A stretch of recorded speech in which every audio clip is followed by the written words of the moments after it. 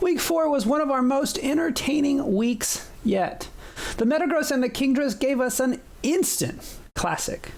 Austin and the Thunderous kept their playoff hopes alive by the skin of their teeth. And Cloyster, of all Pokemon, Cloyster is making this MVP race interesting. We hit our mid-season mark as well, which means it's time for some more bold predictions. I hope you'll join us as we discuss all this and more on Pokemon Center.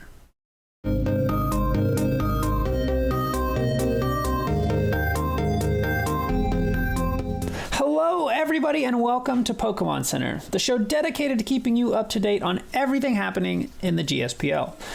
I'm joined by two owners today. We have Justice of the Sacramento Kingdras. Hello. Hi, Justice. And Trevor of the Montreal Mudkips. What's up, guys? Hello, brother. So today, kind of similar to the format we've been doing, we're going to go over the games and the Pokemon themselves that stood out to us in those games. We'll talk about transactions. I think we just have one. And then we will look ahead to... I guess we can talk about two games. We can talk about the Bidoof versus the Thunderous and the Metagross versus the Pokemon team. And then lastly, we're each going to make a bold prediction. And then we will wrap it up. You guys ready? Yep. Already? All right. Cool. So let's jump into the games. Let's see. The Golden State War Turtles versus the Oklahoma City Thunderous. Trevor, what did you think of that game? I think it was a very momentum shifting game. There was times where each team were up and down. I think both teams made small mistakes, and then I think in the end the War Turtles just made a few more mistakes than the Thunderous, leading to the Thunderous win. Yeah. Okay. Fair enough. Like what mistakes? Well, like right off the bat, he went to hit the Corsola, didn't hit. Should read the Pokemon. Good point. Yeah. Basically. Yeah, that Pokemon did 99% damage to itself. I did the damage. And I was like, man, of course, it gets the kill. 1%. 1%. That's funny. Yeah, that was a big one. What about you, Justice? You have anything to say about that game? Yeah, I thought it was, for the most part, it was a really good game. There were a couple of plays, again, that I was like, oh, man, if you had done something differently, then, you might have won here. Like, for example, towards the end, I definitely think the big mistake in those two games was clicking reversal on the Corsola. Yeah. Because I'm not sure if Gabe would have won, but I actually definitely would have been in a stronger position. Yeah, we were running the calcs actually, and it can't actually one shot it unless it knows like knockoff. But I'm assuming it was sub, belly drum, ice move, fighting move. Yeah, it was icicle crash. Yeah, then it would not have killed, but I mean it would have done like even I don't know if it was adamant or jolly, but. I'll give you the benefit of the doubt and say adamant. But even an icicle crash at +6 does not kill. Wow. I suppose. But I don't know, also could have missed. So, I mean, that might have mattered, I don't know. Obviously. There's also the flinch chance. Fair. So obviously that's not guaranteed, but he definitely would have been in a more favorable position than he ended up being. Yeah, for sure. And I mean the Crocodile would have been able to come in and after that I think and click knockoff and kill it, or force the switch. Again, I don't know. I mean, I don't know. Like, I guess because I'm trying to think of what it actually did. I think really all it did was like waste some PP of Vaporeon. I guess I think it all. Yeah. Maybe it hit the Electros as well. I don't remember. I think it hit it once with a Shadow Ball or something. Yeah, I think it's It's more so like if you get Corsola out of the way early, then it's just something that Austin doesn't get to switch in all the time. And so I think as far as momentum goes, I think, that was a pretty big problem. But then again, could have just clicked strength sap and kept decreasing its attack stat.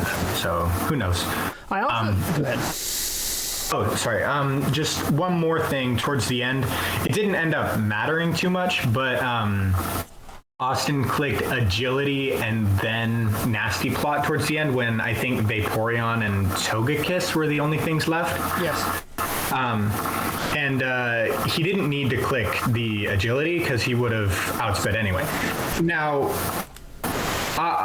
then again, there were the ancient power speed boosts.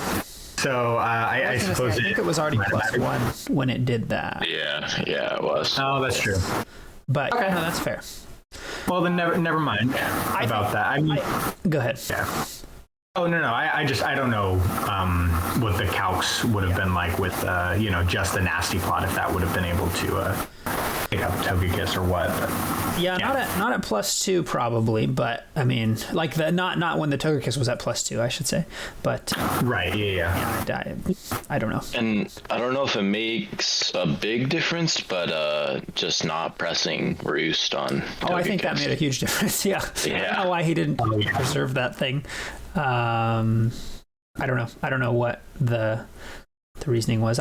He said, I remember after the Togekiss died in the video, he said he was still feeling pretty good. Like he thought so I don't know. He thought he was in an advantageous situation with the Vaporeon. So yeah, I don't know. Oh no, you're fine. I was saying, from Austin's side though, I really think he could have just preserved the Corsola. I know he said after he felt like the knockoff, he felt like it was useless, but I mean, I still think it walls like a reasonable amount of his team. I don't know, like if it was alive at the end, for example, he could have brought it in and clicked Haze against the Togekiss. I don't know. I think it still walls decently well. Its HP, its defenses are still 100. So that's true. Yeah, I mean it's not as, but I don't know. I think he could have maybe once the Vaporeon switches in, I mean that thing's just clicking Wish and Protect for the most part. Anyways, I think you can try to predict one of those turns and bring in your, I don't know, your Regieleki to threaten it out, or your Solar Power. Well, he didn't have Solar Power on because the sun wasn't out, but the Heliolisk. I don't know. There are a few things I think he could have done too there to keep the Corsola alive. Yeah. But yeah. Okay, there was that game. Let's see, what other games were there? There was the Metagross versus the Kingdras. How did you feel about that game, Justice?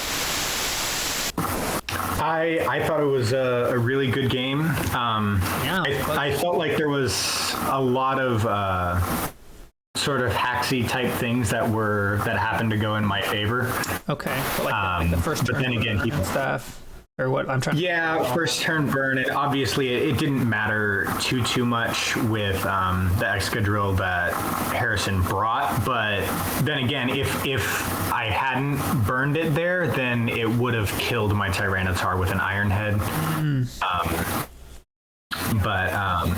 So I suppose it mattered at least a little bit. Obviously, Excadrill never wants to get burned. I think he missed a couple of Toxics. I think he had like a 50% accuracy average on Toxic that game. Missed the Icicle Crash. But to be fair, I really think he just is supposed to, like, the highest percentage play is just click freeze dry. It's free dry, With your 9. I think I think he definitely could have at the very end just clicked freeze dry twice and killed both Swampert and Lantern, and even if he didn't kill Lantern, Lantern wouldn't have been able to hit it. Go ahead, Trevor. I was gonna say, I think if we didn't see that Noivern go down right off the bat, I think it would have been a completely different game. Yeah, that's true. Yeah, I mean it was a high risk, high reward play. and Yeah. that's why it's a risk. Still wasn't enough. But again, I look forward to playing Harrison again, maybe. I don't know. I'm still not sure if I want to play him again. His team matches up really, really well against mine, I think. Yeah. I know you've only brought it twice, I think, but the Tangrowth, man, is just a monster. Like if you look, it dealt over 200, took over 200. I don't know. It just feels like every week you bring it, I'm like, this thing is just huge. And I mean, maybe that's like, so like maybe, you know, you felt like it had a good matchup, you know, so that's why you brought it. Maybe it would have done poorly in those other two. I don't know, but every time I see that thing, I'm like, gosh, this thing is proving to be such a nuisance. Yeah, I love Tangrowth. And, you know, I think I was really close to running an Assault Vest Tangrowth this past week, and I think that might have served me a little bit better. But then again, there's just nothing to do against that Darmanitan. Tangrowth, a lot of the time I just look at the type matchups and everything. And I see this Pokemon hits Tangrowth for super effective special damage, and this Pokemon hits it for just regular good special damage. And, you know, it's just, matchup just isn't what I'd like. So, like, for example, I know this next week, I'm not going to say whether I'm going to end up bringing it or not, but I think Garrett has 7 grass resistances on his team. Wow, that's a lot of grass resistances. Yeah, absurd. And so I don't know if... Then again, he only has the one grass type, so if I wanted to throw some leech seeds or fleet powders, you know, I could do that. But, you know... it's all matchup dependent, but then again, I do think Tangrowth is a super strong Pokemon and definitely deserves to be brought more than I have been bringing it. Yeah, I mean, it's only been, you know, you've brought it half the time, I guess, so it's not... Yeah, that's true. No. And then another Pokemon that, like, I didn't really realize how much damage it did until I was doing the numbers is Dragapult. I guess just the Oko against the Noivern really elevated there, but it was actually it did the most damage on your team, which I was really surprised about. But yeah, that's really interesting. Yeah. Oh wow. Barely. I never would have thought that it had the damage lead on my team. Yeah. And I mean, I don't know. And like again, I actually like it's kind of having a pretty good season. Like it's kind of a sneaky. Because it has like 600 and something damage, which puts it, I don't know, somewhere in the... Yeah, I think it's second in my team. It's only 5 behind Swampert in damage, I think. Yeah. Yeah, no, it's had a sneaky little good season. I don't know, it just continuously racks up like 200 damage or so, it feels like. And then the Excadrill. I mean, it barely got out damaged by the Excadrill just because of all the hazards and toxics and stuff. But yeah. Okay. I don't know, Trevor, do you have anything to add in that game before we move on to the next one? No. Okay. And then, we have the Washington Pokemon team versus the Monfernos. I mean... Go ahead, Trevor. We just see Cloyster coming in again with a lot of damage. Honestly, for me, I'm pretty sure Cloyster is probably MVP of the season right now. Just considering that. Oh yeah, 100%. If you look, it has more damage. It's just it does have more damage. Has more kills at least. It does have more kills. Yeah, you are right. Consistently, just putting in work. Yeah. I think it has more like 100% kills. Like, you know, it's the only Pokemon that damaged, opposing Pokemon. Yeah, and it probably has the most Okos. Because it just added 4 this week, so...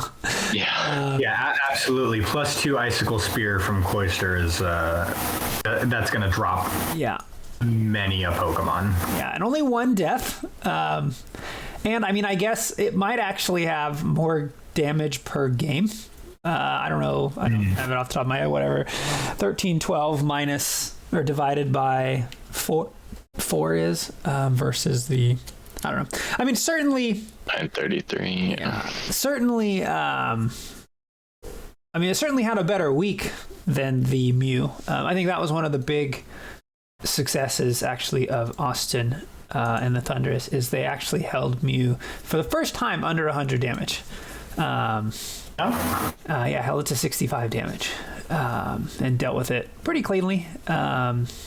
It did break the screens, so I mean, actually, some of the damage it did do was like more than just the actual raw numbers. But I don't know. I think that was a big piece of why Austin was able to win. But yeah, I mean, that was basically the Cloister show. The Pokemon team versus the Monfernos, just clearing up 4 kills. Yeah, the one thing I didn't understand was when Feraligatr came in, he immediately switched instead of clicking maybe like a Rock Blast or something. I don't know if he has. I doubt it gets Bullet Seed, but it does not. I don't know if Rock Blast would have killed, but it doesn't. Yeah, it does not get Bullet Seed. I looked that up this week actually. But it doesn't get Bullet Seed, but it does get like Pen Missile and Rock Blast. It might have. I mean, I could see that he maybe didn't bring that, and he could have brought like Ice Shard. For the sure or something. Makes sense. So they just didn't have anything to hit it. Right, that's what I was saying. He might literally have just had Water Move, Ice Move, Ice Move. Which, yeah, I mean, yeah, I don't know. Could have been a different game if he just goes to the Feraligatr right away.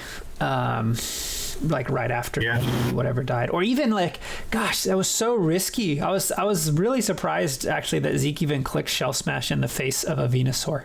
That was a really ballsy play. Yeah, because the Venusaur, I mean, if he just clicks Energy Ball, I'm pretty sure that thing is dead. Yep, 100%. Yeah, so pretty risky. Well, Zeke likes to run Focus Sash on. Fair. That's a good point. Yeah, on his Cloister. So. Yeah, that might. You're right. That's a good point.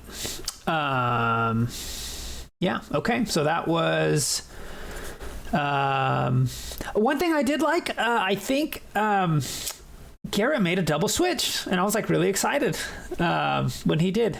I think it's his first double switch of the season. So I don't know. I'm happy. I feel like he's learned a little bit there. So we've also, last game of the week would be the Bidoofs versus the Mudkips. I guess also, I think this was like our first game of the week. Or, well, you guys played. It was. We played really early. I played on you played Tuesday. Yeah, I think so did Justice. Oh, yeah. Me and Harrison did too. Yeah. So we had 2 really early weeks or games this week. Yeah. I don't know. What did you think of that game, Justice? I guess I'll start with you this time and then move on to Trevor's thoughts.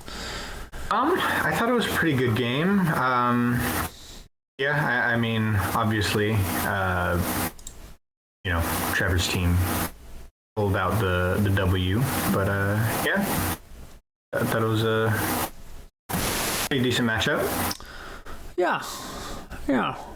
I think if Clefable was Calm Mind, that could have been real bad for Trevor.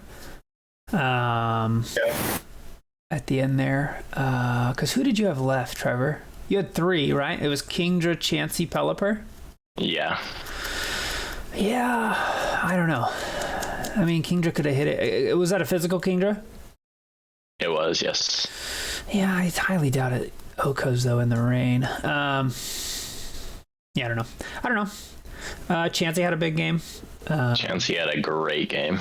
Yeah, Chansey was the most important member of the team by a lot this week. Absolutely. Yeah. What do you think, Trev? I think it was the Chansey show. Yeah. Nobody else did much. Second damage, I guess, was your Virizion, which did 130. Yeah. 400 damage, 400 taken. Yeah, I think that's the first time this season that's happened. Yeah. So that's cool. I think second most total, like second most if you add up damage taken and damage dealt behind the Mew the 1 week when it swept the whole. Oh, yeah. Because it did like 300 and something taken and then 600 done. But Yeah, no, it was I don't know. It was, I mean, I guess it was what, a 3-0? Yeah, it was a 3-0. But I don't know. I mean, it wasn't completely lopsided. The Clefable was a little annoying for you to break through. It was, yes. But yeah. Then let's talk about the one transaction we had this week, which was the Ditto. I believe it was Flygon for Ditto? Yeah, it was Flygon for Ditto. Yeah. What do you think, Trav? Well, I don't know. I don't know a whole lot about Ditto. We talked about it a little bit before. Yeah, this call. But yeah, I've never seen like a Ditto compete, so not entirely sure what to expect. Yeah, and I play against it. I was saying you played against it this week, so well, I mean, who knows if he's going to bring it? He didn't bring it last week, I suppose. But yeah, I don't know. What do you think, Justice? I hate Ditto, so I've always hated playing against it. Just switching in and stealing my boosts or whatever it happens to be, and then stuff dangerous for sure. Yeah, and I mean, it's definitely the easiest Pokemon to build because you don't even need to worry about EVs or anything, just the ability and the item. And his max's HP. Yeah, I suppose so. Yeah, because HP remains constant. Yep. But and so I don't know. It's also, this is the second free agent move that Gabe has made to dropping a ground type. And I know he still has one more in Crocodile. Yep. But I think it's a good idea to maybe keep multiple electric immunities, especially in a league with the Regieleki. Just to have something that is a constant switch in. Sure. I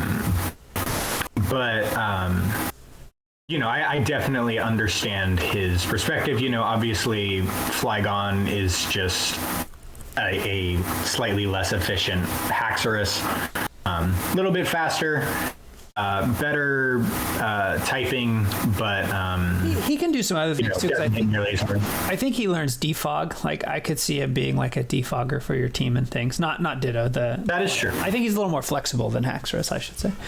But I would agree with that. Yes. But yeah, personally, I hate Ditto. I hate playing against it, but maybe that's a good thing for Gabe, having a Pokemon that can just switch in and just be whatever Pokemon your opponent has out. So yeah, I'm similar. I don't really like Ditto. Like, I don't even really like playing with it. It's just so, I don't know. It's so situational. Like, it just feels like so almost random when it's good and when it's not. That's true. But on the other hand, I think one of Gabe's biggest strengths on his team is just like how hard it is to kind of prepare for Mew, or just like, I guess, and by extension his team, just because you're like, I don't really know what this Mew's is going to do. I don't really know, like, do I need to bring like something that can break it? Like, in terms of like, is it going to be a wall or is it going to be offensive? And then if it's going to be physical, or a suicide lead. Yeah, suicide lead. Who knows what this thing's going to be?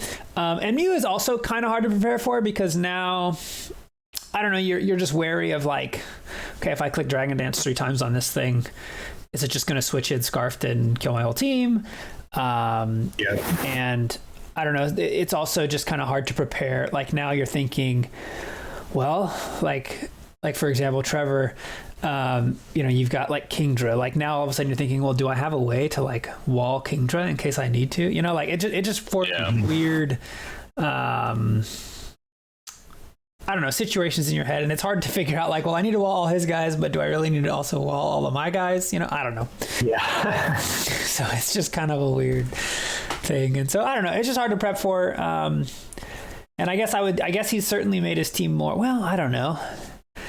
I mean, it's faster, just because it's usually Scarfed. It's usually faster than at least something on your team. So I guess it does help his speed problem. That is true. In a weird roundabout way.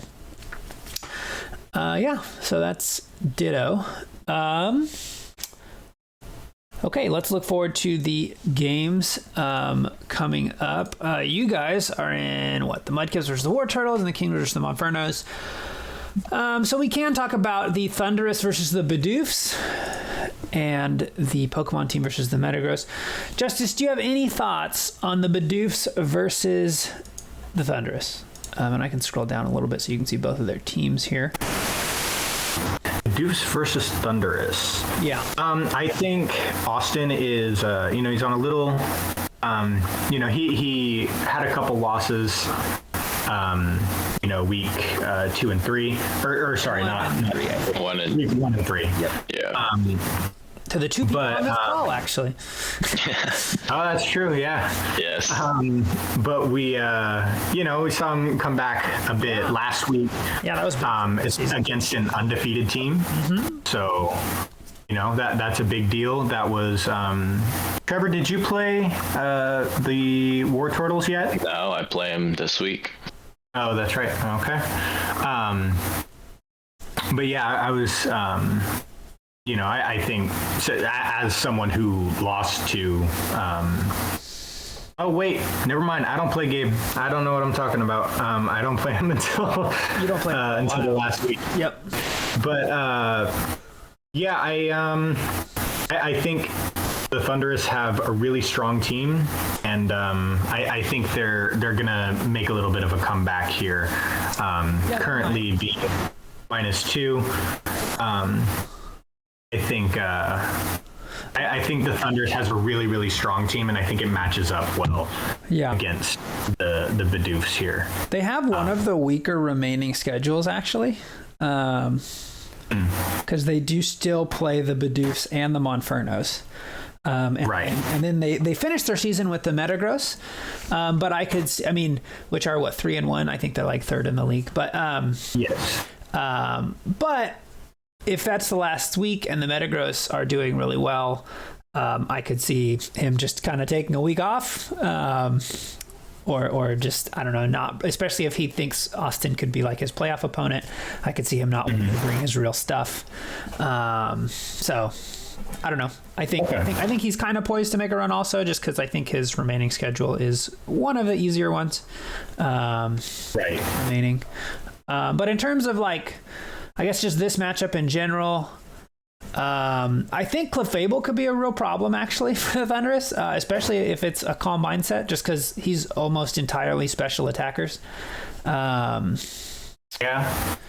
I think that could be a problem. Then again, you have that Landorus, which, as I've said, is the scariest Pokemon in the league, in my opinion. Yeah, this could be the week you try to bring Swords Dance Landorus or something.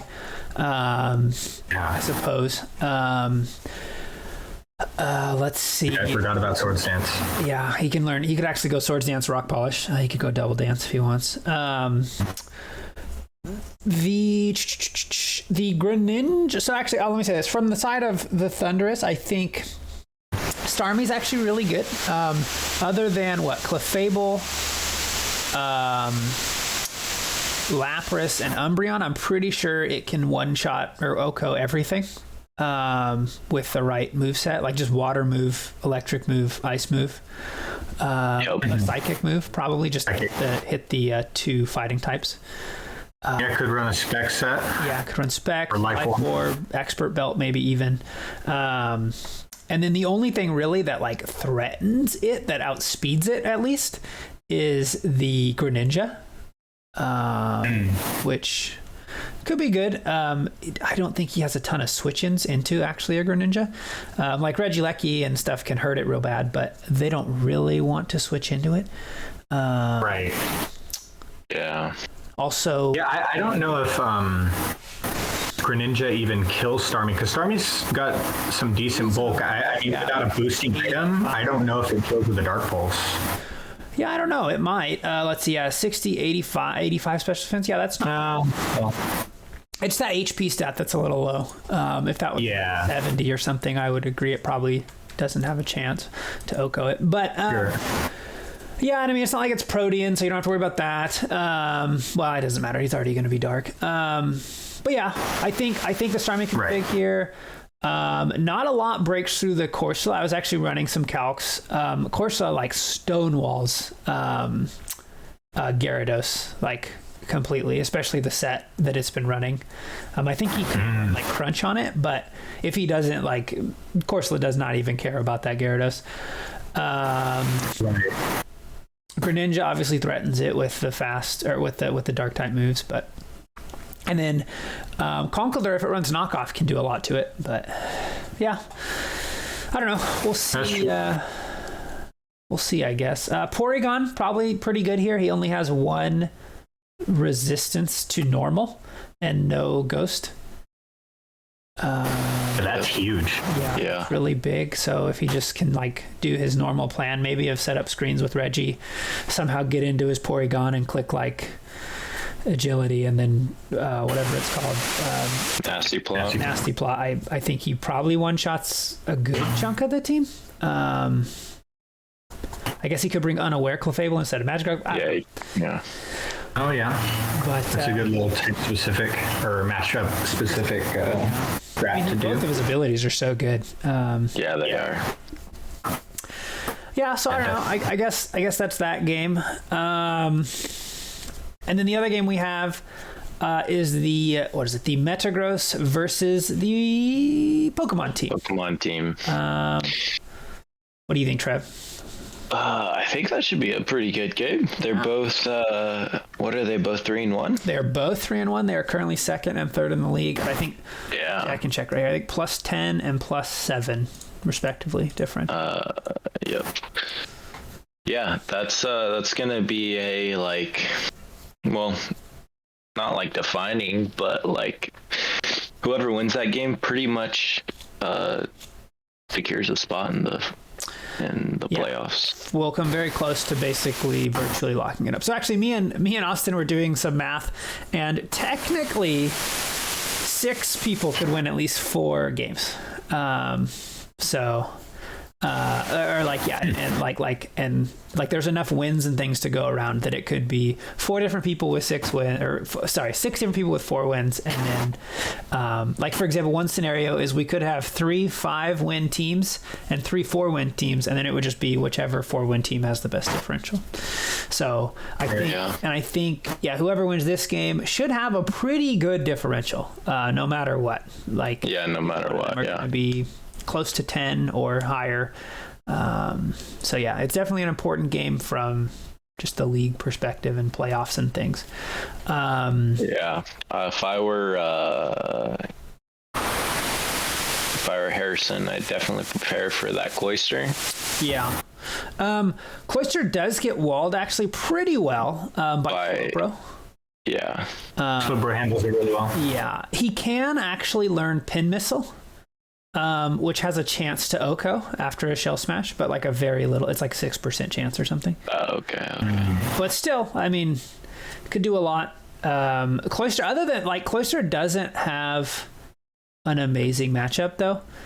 I don't know. Maybe it does, but I don't know. I mean, I guess if it can get rid of the Slowbro, it's gonna do some work unless he brings like, I guess Sandslash might do okay. Well, I don't know. But yeah, getting through that Slowbro I think is going to be a little bit of he needs to at least weaken it before he attempts the Shell Smash.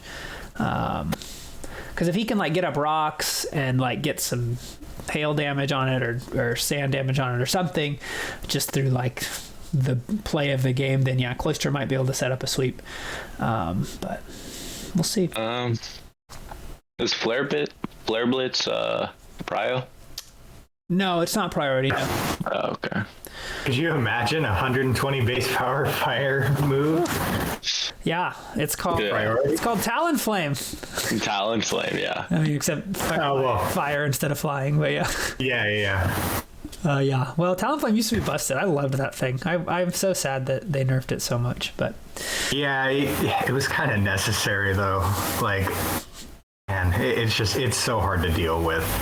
A Pokemon that can just hit crazy hard with priority. Very strong offensive type also. Yeah, fire flying is difficult to wall for sure. Yeah. Let's see. Blissey. How does Blissey do here? Blissey's not great. Doesn't love Darm. Darm probably kills it. Like, I don't know if a Flare Blitz, but I know it learns like superpower. I don't know. I guess Blissey just doesn't love really strong physical attackers, and that's kind of what like he mostly uses to do damage, like his Excadrill, his Darm. Harrison has a lot of strong physical Pokemon. Right, which kind of makes Blissey meh. Garchomp's probably pretty important here, just because it can probably eat up the Darm's Flare Blitz and threaten to outspeed and Oko it. Similar with the Excadrill. What'd you say? I was going to say just plus Rough Skin, because it's going to be taking Flare Blitz recoil damage and then potentially Rough Skin damage, or could bring the Sand Veil again. Yeah. To pull off something cheeky. Yeah. But I mean, I think too, I would probably not bring Sand Veil, and I would probably just bring Rough Skin Rocky Helmet. And that dog is gonna like basically kill himself. So I don't know. Yeah, no, I agree. I think if I were building the team, that's probably what I would do too. Yeah, he's just one of like your few clean answers to the Darm. Like, I don't know, you don't have like a lot of your water types even aren't actually resistant to Flare Blitz just because of steel and ice typing. Volcanion probably eats it up. Actually, I'm almost 100% sure it would eat it up. But I'm sure, I think, does he learn Earthquake or something? Yeah, it does not want to take an Earthquake. Yeah. Or Rock Slide. So yeah, I don't know. We'll see how that game goes. It doesn't feel like it just doesn't look. I'm looking at it. It doesn't look like the Pokemon team are going to be able to like wall his threats very well. I think they're kind of just going to have to be offensive. Ground plus fire typing is just really difficult. Arctosalt's actually really good here too, but I think he's mostly going to have good matchups offensively, just because I mean it hits. I'm pretty darn sure it Okos the Garchomp. Pretty sure it kills the Cloyster, the Empoleon, the Arcanine, or not the Arcanine, the Articuno. It has super effective moves for almost everything. Superior, Volcanion. Yep. Azelf is pretty frail. Yep. Yeah. It can run the Stomping Tantrum for the Golem. And I mean, Pinsir's not going to live like a Bolt Beak or something, I don't think. Right. So yeah, could be a big. He probably dies to a Bolt Beak. Yeah, could be a big game for the Arctozolt there. Arctozolt, yeah. Yeah. Well, okay. Let's see. So what did we have? Oh, the last thing we were gonna do was bold predictions. Yeah. Let's see. Who started the last section? Justice, what do you think? Do you have any bold predictions for the last? I mean, it could be an individual week. It could be the season. It could be some playoff. Whatever you think. An individual team, an individual Pokemon. Whatever you think. Do you have anything at all for a bold prediction? So I think my bold prediction will be that free agency moves are going to be slowing down, but the free agency moves that we're going to be seeing will be matchup specific. Okay, so you think it'll be like, ooh, I'm playing Gabe this week. I need to bring something to answer whatever, like something like that. Yeah, something that, some strong darker ghost type to take out the Mew. Or I was thinking specifically for those who are playing Zeke the next couple weeks. I know Cloyster's been on a huge tear. Yeah. Having some sort of Pokemon that can live Cloyster's moves and then hit it really hard with maybe a special electric or grass move. Sure. Funnily enough, one of the best things to answer the Cloyster with is the Empoleon, and it's on his team. Oh yeah. One of the few, or one of the best, things that takes his attacks. Cause it'll eat the water, it'll eat the ice, it'll eat the rock, it'll eat the bug. There's not a lot he has that can, I don't know. Yeah. Cloyster does not hit Empoleon at all. Yeah. Yeah, he has a hard time with water steel. I mean, it's a great typing, but yeah. super strong defensive team. That's a good point too. I could see making like playoff specific moves too. Now that you say that, like I know I'm gonna be playing like, especially if towards the end it gets kind of like we kind of start settling in. Like, oh, okay, this guy's going to be the 1 seed. I need more tools to help fight his team. I could see those kinds of matchups happening, or those kinds of pickups / trades. I want to see a trade, man. I want to see a trade. So. Oh yeah. Okay. Trevor, do you have anything? I think. Yeah. Yeah. Yeah. I think that the league in entirety is seeing like the benefits of running like defense. So I think we're gonna start seeing a bunch, like a good amount more defensively ran Mons. Okay, just like more like screens, walls. Okay. We've been seeing those. Yeah, we've been seeing that a lot. Also, can I do one more? Yeah, I mean, of course. I think, I just, it goes against my week 1 prediction. Okay. But I think Neuvern being Neuvern. Right. Yeah. I think Cloister. You think Cloister's gonna sneak up and take it from the Mew, huh? Honestly, yeah. I think it's been more consistent in its games. I mean, I guess the one thing, yeah, it has been very good. It's only been to 3, whereas Mew's been to 4, and it's a lot of damage in every game. So sure. Yep. Okay. All right. My bold prediction is that over the last 3 weeks, Porygon Z will lead the league in damage dealt. Ooh, that is a bold prediction. Yeah, I think it has a pretty good matchup this week. I mean, I'm not saying like, I guess, let me make sure it will not lead the league overall, like total, like for the whole season. But I think if you just cut out these last 3 weeks, it will do the most damage in those 3 weeks. Not if Chansey's alive. Yeah, not if Chansey's alive, but he doesn't play Chansey in the last 3 weeks. So I'm not too worried about that. I know, but I'm just saying, Chansey's you're saying player. Chansey's going to be the most. You think Chansey's going to beat it? I mean, if he just clicks Stealth Rocks and Toxic and heals himself, he'll probably do a lot of damage. Yeah. That's fair. But I don't know. I think he's going to have a good next 2 weeks. He has pretty light matchups. He does have to face against a couple of steel types. But I don't know. I think he's gonna just have a run here. And then again, the last week, I don't know. I just have a feeling that if Harrison is like 6-1 and doesn't like and thinks and if Austin at that point is 4-2, there's a pretty good chance he'll make. I could see Harrison just not bringing all of his good stuff, and then that could lead to another Porygon Z big game. So that's my prediction. Porygon Z leads the league in damage dealt. My other bold prediction is we will see a trade. I hope we see a trade at least. That's my bold hope. I don't know. I was just thinking about one, but I don't know what I'd do for it. Yeah. Well, the one thing too that I don't know if teams have thought about, but you could always do like a sign and trade where like if someone else, like if you don't have the thing they want, you could sign them. Sign something for them. Like, if I don't know, the Kingdras are like, I want Tapu Bulu or whatever. I don't know, just something random. I'm just throwing out a thing, and you want whatever their thing is. Something like that can happen.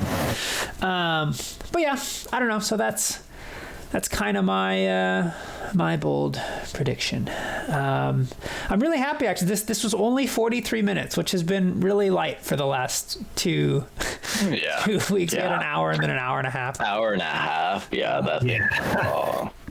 Yeah, that one was forever. Gosh, that was a pain to edit. But anyways. I appreciate anybody who, stuck it out the whole time. Yeah, me too. I want that Volcanion. You want the Volcanion? Well, get on the phone, talk to his agent. Who has it again? Pokemon team. He hasn't even brought it. He's brought it at least one time. I think the first week, and it was pretty good that week too. I know, dude. The thing's a beast. I remember. Yeah, I was gonna say I remember it like it was specs if I remember right, and it was hitting hard. It was hard. It hit so hard. Yeah. I forget what it did, but it it was like a clean 2-shot on one of my Pokemon, and I was like, oh my gosh, this thing has to be specs. It just kept clicking Fire Blast. Yep, just click fire. Yeah, Fire Blast. Yep. Yep. No, it was. Yeah, I know. It's really good actually, especially on a rain team. I mean, it doesn't love fire blasting in the rain, but yeah.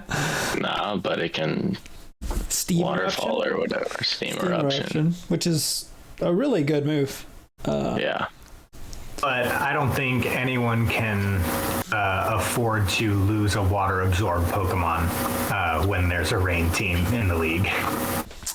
That's true. That's true. He does have a couple of other water resists, so he might actually be one of the best teams to make that. It is Garchomp and Polion. Garchomp's neutral because of the ground, but yeah, ground. Empoleon and Cloyster superior. Cloyster superior. Yep. But you are right. Having a water-absorbed Pokemon is big.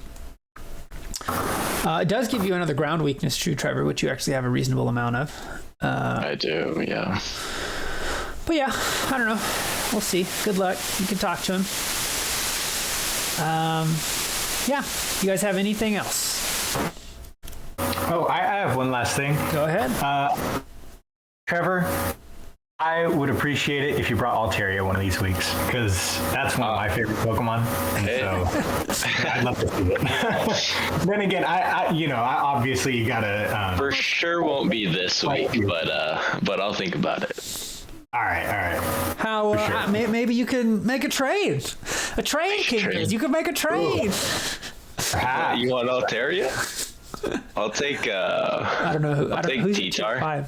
T-Tar. I don't know if that works within the. I'm pretty sure it does. I'm pretty sure it does. Okay. Is it? Altaria is a tier 5, right? Yes. What is your tier? Yeah, he has Lantern. My tier 5's Lantern. No way I'm giving up Lantern. Oh, I'll make that trade. I know you will. What's Sable? Are Sableye and Sigilif? Are they 4s? Are they 5s? What are they? Yeah, they're both tier 4. Okay. Yeah, I don't know. I don't think I'm actually planning on losing any of my team members. Sigilif is the one that's been a little bit on the chopping block, but I don't know. Like every time I think about giving it up, and then I look at its abilities, it has 2 of the best abilities in the game. What is that? Tinted Lens or something, right? What is it? Yeah, Tinted Lens and Magic Guard. Oh yeah, Magic Guard's busted. Are both really, really strong. Yeah, has Wonder Skin. I mean, I don't know. Wonder Skin's not bad either. It's not a bad. It's not probably as good as those other 2, especially Magic Guard, because who cares if you get status? Yeah. You don't take damage from it. But yeah, that's true. If you could just be like, Toxic, that has 50% accuracy on me. Well, it doesn't really matter if you just get Toxic, and then it's like, great, can't be paralyzed. Yep. Yep. Fair enough. Put to sleep. So I don't know. I mean, I definitely I thought about that Sand Slash. If an attack is not very effective, it deals double damage. That's right. 10. Yeah. What the? Yeah, it's good. That's busted. It's a crazy strong ability. Yep, it is a very good ability. Other notable users are what? Yanmega. I love Yanmega. Isn't Butterfree or Venomoth or something? I think Butterfree gets it. Maybe Vivian? Maybe.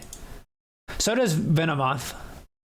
Oh, Venomoth, yeah. Probably the best Quiver Dancer, by the way, outside of Volcarona. Yeah, he's actually a tier 3 Venomoth. But really, Venomoth, huh? Yeah. He's actually banned from RU. A lot of people don't know that. Interesting. Yeah, pretty good Pokemon. Better than you would think. But yeah, Tinted Lens. Yeah, I think you're right. I think it's Butterfree. I think a lot of the butterfly Pokemon do. Yanmega I know does. Sigilif does. Yeah, it's a good ability. I mean, if that ability went on anything stronger, and I just saw Durant, and I was like, if that were an ability that Durant got, yeah, that'd be a big problem. Yeah. I mean, just even I don't know, any tier 3 Pokemon or something gets significantly better if you just add Tinted Lens to it. It looks like a Noctowl gets it too. Okay. Which is interesting. Okay. We're just talking about terrible Pokemon, Noctowl. Yeah. Noctowl. I love Noctowl. It sucks that it's so bad. The first time I ever played through Gold and Silver, he was on my squad. He was a stalwart member of the squad, but he's pretty terrible. Yeah. Yeah, not very good. Yeah, good HP stat, I guess. Can live through seismic tosses. Or can live through his substitutes can live through seismic tosses, I should say. Oh yeah, and it doesn't even take nightshade damage. Straight ballin'. Absolutely. All right, well, thanks guys for being on, and thanks everyone for no problem, and thanks everyone for watching, and we'll see you next time.